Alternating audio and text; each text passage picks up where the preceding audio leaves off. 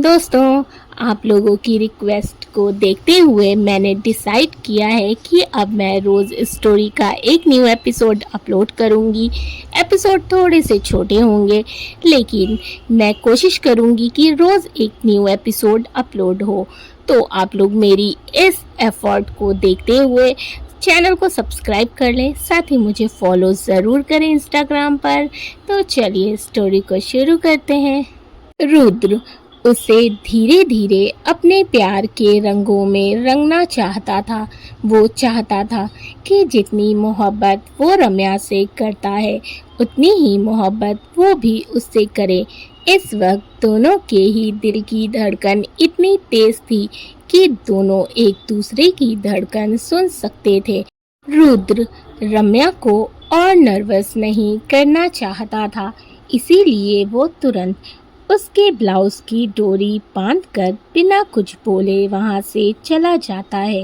रुद्र बाहर आकर गहरी सांस लेकर खुद से बोला, उफ, ये नज़दीकी आज तो मरवा ही डालती। कैसे संभाला है मैंने खुद को, ये तो बस मैं ही जानता हूँ। कुछ देर बाद रम्या चेंज करके बाहर आ जाती है। कुसुम खुद को मिरर में देखती है तो वो गाउन सच में उस पर काफ़ी अच्छा लग रहा था। वो चेंजिंग रूम से बाहर आती है। कार्तिक, जो उसके लिए कुछ और ड्रेसेस देख रहा था, जैसे ही उसकी नज़र कुसुम पर जाती है तो उस पर ही ठहर जाती है। कार्तिक के मुंह से निकलता है, ब्यूटीफुल। कुसुम उसके मुंह से ब्यूटीफुल सुनकर एकदम से नजरें उठाकर उसे देखती है। कार्तिक उसके पास आकर बोला, बहुत अच्छी लग रही हो। ऐसा लग रहा है जैसे ये गाउन तुम्हारे लिए ही बना है। उसकी इस तरह तारीफ करने से कुसुम शर्मा जाती है और चेंज करने का बोलकर तुरंत ही वहाँ से चली जाती है। सुमेर ने भी अपने लिए काफ़ी कुछ खरीद लिया था। कुछ देर बाद सभी की शॉपिंग हो चुकी थी। शॉपिंग के बाद वो लोग रेस्टोरेंट में आते हैं क्योंकि लंच टाइम हो गया था और शॉपिंग से सभी थक भी गए थे, इसीलिए भूख भी ज़ोरों की लगी थी। सभी रेस्टोरेंट में बैठे थे। वेटर आता है, सब अपने अपने पसंद का खाना ऑर्डर करने लगते हैं। तभी रुद्र की नज़र बाहर की तरफ जाती है। वो लोग ग्राउंड फ्लोर पर थे, जिससे शीशे से उस पर खड़े कुछ बच्चे दिख रहे थे। वो दिखने में काफ़ी गरीब और लाचार लग रहे थे और अंदर ही देख रहे थे, लेकिन लोगों को नहीं, बल्कि उनकी प्लेटों में रखे खाने को, जो दिखने में काफ़ी टेस्टी लग रहा था। रुद्र अपनी जगह से उठकर बाहर जाता है और उन छोटे छोटे बच्चों के पास अपने पंजों के बल बैठकर बोलता है, रुद्र, भूख लगी है आप सबको? उसे एकदम से अपने पास देख बच्चे थोड़ा डर जाते हैं, क्योंकि रेस्टोरेंट का ओनर उन बच्चों को बहुत डांटता था अगर वो गलती से भी आसपास नज़र आ जाते, तो इसीलिए वो रुद्र से भी डर रहे थे। रुद्र उन्हें डरता हुआ देखकर फिर प्यार से बोला, आप सबको भूख लगी है, खाना खाओगे? उसकी बात सुन सभी मासूमियत से हाँ में सिर हिला देते हैं। रुद्र एक छोटी सी बच्ची जो शायद 3 या 4 साल की थी, उसका हाथ पकड़कर बोला, तो चलो साथ में खाते हैं। सभी बच्चे खुश हो जाते हैं और उसके साथ अंदर आ जाते हैं। रुद्र उन्हें टेबल के पास लेकर आता है। रुद्र को बच्चों के साथ देखकर कार्तिक और सुमेर मुस्कुराने लगते हैं, क्योंकि उनके लिए ये कोई पहली बार नहीं था। उन्होंने पहले भी रुद्र को इस तरह बच्चों से प्यार करते देखा था, क्योंकि रुद्र को बच्चे बहुत पसंद थे। कुसुम थोड़ी हैरानी से बोली, रुद्र सर, ये बच्चे? रुद्र एक बच्चे के सर पर हाथ फेरते हुए बोला, ये हमारे मेहमान हैं। रम्या मुस्कुराने लगती है और उस छोटी सी बच्ची को अपने गोद में बैठा लेती है। तभी वहाँ एक मैनेजर आता है और सिर झुकाकर कहता है, सर आप इन बच्चों को यहाँ नहीं ला सकते। इनकी वजह से यहाँ का एनवायरनमेंट खराब हो रहा है। उसकी बात सुन रुद्र गुस्से से उसे घूरते हुए बोला, इन छोटे छोटे बच्चों की वजह से तुम्हारा एनवायरनमेंट खराब हो रहा है? Seriously? For your kind information, ये एक पब्लिक प्लेस है। अकॉर्डिंग टू आवर कॉन्स्टिट्यूशन तुम किसी को रोक नहीं सकते यहाँ आने से, समझे तुम? मैनेजर कुछ कहता उससे पहले वहाँ का बॉस आ जाता है। वो जैसे ही रुद्र को देखता है एकदम से घबरा जाता है और तुरंत सर झुकाकर बोलता है, सर आप? Sorry sir, extremely sorry. अगर मेरे मैनेजर की वजह से आपको कोई प्रॉब्लम हुई हो तो। रुद्र गुस्से से उस मैनेजर को घूरते हुए बोला, किसी की वजह से मुझे प्रॉब्लम हो इतनी किसी की औकात नहीं, लेकिन हाँ अब तुम्हें और तुम्हारे इस मैनेजर को ज़रूर प्रॉब्लम होने वाली है, क्योंकि अब मैं पर्सनली अपना कीमती टाइम निकाल कर तुम दोनों के लिए प्रॉब्लम क्रिएट करूँगा। Just wait and watch. ये बात रुद्र ने इतनी खतरनाक तरीके से कही थी कि वो दोनों कांप जाते हैं। मैनेजर डरते हुए बोला, लेकिन सर मैं तो। तभी उसका बॉस उसकी बात को बीच में काटकर उससे गुस्से से चिल्लाते हुए कहता है, चुप रहो, जानते भी हो ये कौन है? किससे बात कर रहे हो तुम? यहाँ खड़े खड़े ये ऐसे 50 मॉल बनवा सकते हैं। अभी के अभी दफा हो जाओ यहाँ से। I am firing you, so leave. उसके चिल्लाने पर मैनेजर चुपचाप सर झुकाकर वहाँ से चला जाता है। वो बॉस रुद्र की तरफ देखकर सर झुकाकर कुछ कहने को होता है तो रुद्र उसे घूरते हुए दांत पीस कर कहता है, जस्ट लीव। फिर क्या था, वो तुरंत ही वहाँ से रफू चक्कर हो जाता है। सुमेर और कार्तिक सभी बच्चों को बैठाते हैं। वेटर आकर बच्चों के आगे अच्छी अच्छी डिश लगाता है। अच्छा खाना खाकर बच्चे बहुत खुश हो जाते हैं। सभी बाहर आते हैं। बाहर केशव उन्हीं का वेट कर रहा था। वो रुद्र को देखकर तुरंत उसे ग्रीट करता है। वो बच्चे अनाथ थे, इसीलिए रुद्र ने पहले ही केशव को कॉल कर बुला लिया था। रुद्र बच्चों के पास एड़ियों के बल बैठकर बोलता है, बच्चों आप इन भैया के साथ जाइए, ठीक है? वहाँ आपको रहने के लिए अच्छी जगह मिलेगी, खाने के लिए अच्छा खाना, पहनने के लिए अच्छे कपड़े, खेलने के लिए ढेर सारे खिलौने और पढ़ने के लिए ढेर सारी किताबें भी मिलेंगी। आप सब जाओगे ना? सभी बच्चे हाँ में गर्दन हिला देते हैं। रुद्र प्यार से सभी के सर पर हाथ फेरता है। फिर वो केशव को बच्चों को ऑर्फनेज ले जाने को बोलता है। दरअसल रुद्र का अपना खुद का ऑर्फनेज था। उसके कई अनाथ आश्रम थे जो उसने गरीब और अनाथ बच्चों के लिए बनाए थे। केशव सभी बच्चों को गाड़ी में बैठा रहा था। तभी वो छोटी बच्ची जिसे रुद्र हाथ पकड़कर अंदर ले गया था, वो रुद्र के पास आती है और उसे नीचे झुकने का इशारा करती है। रुद्र उसके पास पंजों के बल बैठ जाता है। वो बच्ची उसके गले लग जाती है। रुद्र के होठों पर प्यारी सी मुस्कान आ जाती है। वो उस बच्ची के गाल पर किस करके बोला, एंजल। रम्या तो रुद्र को ही देख रही थी। वो कितने प्यार से बच्चों से बात कर रहा था, उन्हें प्यार कर रहा था। ये वो रुद्र नहीं था जो उसके लिए रूड और सख्त था। ये तो बहुत स्वीट था। उसे इस तरह रुद्र को देखता पाकर सुमेर उसके पास आता है और मुस्कुराते हुए रुद्र को देखकर बोला, भाई ऐसे ही हैं।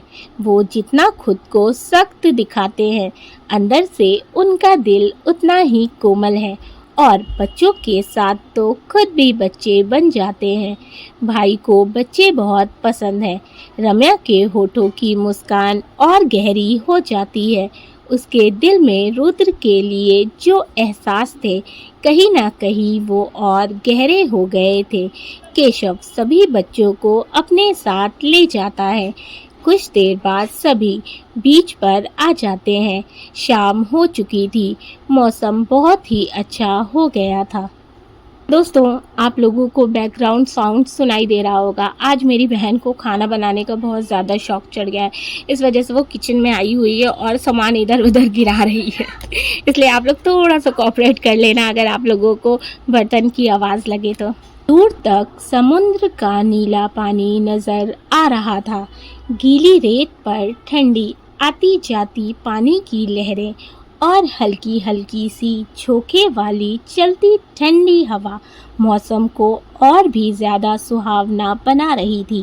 रम्या के फेस पर गहरी मुस्कान थी और उस मुस्कान को देखकर रुद्र के चेहरे पर सुकून। कुसुम रम्या का हाथ पकड़कर उसे खींचते हुए लहरों के बीच ले जाती है। सभी खूब मस्ती कर रहे थे। रुद्र फोन पर किसी से बात कर रहा था। बात करने के बाद वो उन लोगों की तरफ आकर बोलता है, बस बहुत मस्ती हो गई तुम लोगों की, अब चलकर किनारे बैठो। फिर वो रम्या का हाथ पकड़कर बोला, और तुम चलो मेरे साथ। रुद्र रम्या की कुछ सुने बिना ही उसे अपने साथ ले गया। कार्तिक, कुसुम और सुमेर तीनों बस उसे देखते रह गए। फिर वो तीनों भी लहरों से निकलकर किनारे पर आ जाते हैं। कार्तिक अपना फ़ोन निकालकर सुमेर को कुछ मैसेज करता है। सुमेर के फ़ोन पर नोटिफिकेशन आता है। वो देखता है तो कार्तिक का मैसेज था। वो मैसेज पढ़ता है तो उसे एकदम से हंसी आ जाती है। कुसुम उसे हंसता हुआ देखकर बोली, ऐसा कौन सा जोक पढ़ लिया तुमने जो ऐसे हंस रहे हो? सुमेर अपनी हंसी कंट्रोल करके कार्तिक की तरफ देखते हुए बोला, वो मेरा एक मासूम सा दोस्त है। बेचारे से उसकी गर्लफ्रेंड नहीं पट रही तो बस उसी का मैसेज है। वही पढ़कर हंसी आ गई। कार्तिक उसे घूर कर देख रहा था। सुमेर बहाना बनाते हुए बोला, अच्छा आप दोनों बातें कीजिए, मैं उससे बात करके आता हूँ। कार्तिक को एक स्माइल पास करते हुए वो वहाँ से चला जाता है। इधर रुद्र रम्या को अपने साथ कुछ दूरी पर लेकर आया। यहाँ शांति और बहुत सुकून था। उसके अलावा बस वहाँ एक दो कपल ही थे। रुद्र उसे एक पत्थर पर बैठाकर खुद उसके बगल वाले दूसरे पत्थर पर बैठ जाता है। रम्या उसे देखकर बोली, आप हमारा हाथ पकड़कर ऐसे ले आए, वो लोग क्या सोच रहे होंगे? रुद्र, हाँ तुम्हें उनका बहुत ख्याल है, लेकिन एक बार भी मेरे बारे में सोचा? मैं कब से अकेले बैठा हूँ, तुम एक बार भी मेरे पास आई कि मुझे कुछ चाहिए तो नहीं? रम्या, सर हम बीच पर हैं, घर पर नहीं, जो हम आपकी कॉफ़ी और फाइल लेकर आपके पास आए। आपको यहाँ पर क्या चाहिए? रुद्र एक पल उसे हैरानी से देखता है, फिर मन में सोचता है, कभी कभी तो मुझे समझ नहीं आता कि मैं अपनी बीवी को भोली कहूँ या बेवकूफ़। अब मैं यहाँ इससे कॉफ़ी या फाइल तो मांगूंगा नहीं, जाहिर सी बात है कि इसका साथ ही मांगूंगा ना। रम्या, सर हम कुछ बोल रहे हैं, आप कहाँ खो गए? रुद्र गहरी सांस लेकर बोला, मिसेस शेखावत, क्या आप प्लीज़ थोड़ी देर चुप होकर मेरे साथ यहाँ बैठ सकती हैं? It's my humble request. उसके इस तरह बोलने पर रम्या कुछ नहीं बोलती और चुप से बैठ जाती है। रुद्र उसका हाथ अपने हाथ में लेकर शांत पानी को देखने लगता है, लेकिन कुछ दूरी पर कोई था जो उन्हें ही देख रहा था। एक कार में बैठी लड़की उन दोनों को ही देख रही थी। ब्लैक शॉर्ट ड्रेस, शोल्डर तक स्ट्रेट हेयर, आंखों पर बड़ा सनग्लासेस, डार्क मेकअप। वो बिना किसी एक्सप्रेशन के रुद्र और रम्या को ही देख रही थी। फिर वो किसी को कुछ मैसेज करती है और ड्राइवर को गाड़ी आगे बढ़ाने का बोल देती है। ड्राइवर वहाँ से गाड़ी आगे बढ़ा देता है। इधर कार्तिक और कुसुम भी शांत बैठे थे। कुछ सोचकर कुसुम बोली, अब आपकी तबीयत कैसी है? कार्तिक, मेरी तबीयत को क्या हुआ है? मैं तो बिल्कुल फिट एंड फाइन हूँ। कुसुम, अरे 2 दिन पहले आपकी तबीयत खराब थी ना? आप आए थे हॉस्पिटल, काफ़ी स्ट्रेस में थे। कार्तिक जल्दी से बोला, हाँ, मैं बीमार था। वो तुम्हारी दवा से ठीक हो गया तो भूल गया था कि मैं बीमार था। कुसुम मुस्कुराते हुए, ये तो अच्छी बात है। वैसे एक बात पूछूं? कार्तिक, हाँ पूछो ना।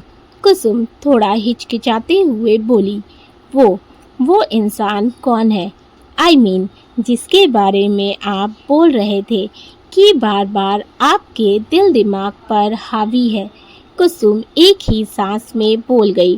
कार्तिक मुस्कुराते हुए बोला, है कोई बहुत खास, बहुत प्यारा और बहुत स्वीट, बिल्कुल एंजल की तरह। कुसुम, क्या वो कोई लड़की है? मेरा मतलब। कार्तिक, हाँ वो एक लड़की ही है। जब से उसे देखा है कुछ और देखने का दिल ही नहीं करता। उसी के ख्यालों में दिन और ख्वाबों में रात कट जाती है। कार्तिक के मुंह से किसी अनजान लड़की के लिए इतना कुछ सुनकर जाने क्यों कुसुम को बिल्कुल अच्छा नहीं लग रहा था। वो तुरंत बात बदलकर बोली, शाम हो गई है, अब हमें घर चलना चाहिए। मैं रूमी और रुद्र सर को देखकर आती हूँ। आप सुमेर को कॉल करके बुला लीजिए। कुसुम वहाँ से उठकर चली जाती है। उसे जाता देख कार्तिक मुस्कुराते हुए बोला, तुम्हारे चेहरे के एक्सप्रेशन देखकर मुझे ऐसा क्यों लग रहा है कि मेरे मुंह से किसी और की तारीफ तुम्हें पसंद नहीं आई। अगर सच में ऐसा है तो तुम्हें मिस कुसुम से मिसेस कुसुम कार्तिक सहगल बनाने में मुझे ज़्यादा वक्त नहीं लगेगा, मेरी फ्यूचर वाइफी। कार्तिक मुस्कुराकर बालों में हाथ फिराता है, फिर सुमेर को कॉल लगाकर बुलाता है। सुमेर कार्तिक से बात करके आ रहा था, तभी एक लड़की जो सामने से भागते हुए आ रही थी वो उससे टकरा जाती है। सुमेर के हाथों से फ़ोन छूटकर नीचे गिर जाता है, लेकिन वो लड़की ना ही रुकती है और ना ही उससे सॉरी बोलती है, बल्कि वो तो उसकी तरफ देखती तक नहीं और भागते हुए वहाँ से चली जाती है। टक्कर थोड़ी तेज थी, जिससे सुमेर अपना कंधा पकड़कर बोला, आह कितनी जोर से टक्कर मारी है यार। आखिर कौन थी ये स्टूपिड गर्ल? हिम्मत तो देखो इसकी, पहले तो मुझसे टकरा गई और चोट भी लगा दी, ऊपर से मेरा फ़ोन भी गिरा दिया और मुझे सॉरी बोलना तो दूर, इसने तो मेरी तरफ देखा तक नहीं। पहली बार किसी लड़की ने सुमेर शेखावत को इग्नोर किया है। इतनी बदतमीज़ लड़की थी ये। सच में अगर दोबारा मिली ना तो छोड़ूंगा नहीं मैं उसे। फिर वो अपना फ़ोन उठाने के लिए झुकता है तो उसकी नज़र एक चमचमाती हुई चीज़ पर जाती है। सुमेर फ़ोन के साथ उसे भी उठा लेता है। वो देखता है तो वो किसी पेंडेंट का टूटा हुआ टुकड़ा था जो एक बटरफ्लाई शेप में आधा टूटा हुआ था। सुमेर उसे देखता है, फिर कुछ सोचकर अपनी पॉकेट में रख लेता है और गाड़ी की तरफ आ जाता है। आई होप कि आप लोगों को स्टोरी अच्छी लग रही हो, क्योंकि इसके आगे की कहानी और भी इंटरेस्टिंग होने वाली है। तो वीडियो को लाइक कर दीजिएगा और चैनल को सब्सक्राइब नहीं किया है तो जल्दी से कर ले। इसी तरह से अपना प्यार बनाए रखें। स्टोरीज के पिछले एपिसोड्स नहीं पढ़े हैं तो मैंने लिंक डिस्क्रिप्शन बॉक्स में मेंशन कर दिया है, आप वहां पर कहानी के पिछले सभी एपिसोड्स पढ़ सकते हैं। साथ ही अपने फीडबैक मुझे ज़रूर दें। स्टोरीज को अपने फैमिली एंड फ्रेंड्स के साथ भी शेयर करें। तो मिलते हैं इसके अगले एपिसोड में, तब तक अपना ख्याल रखें। Bye bye.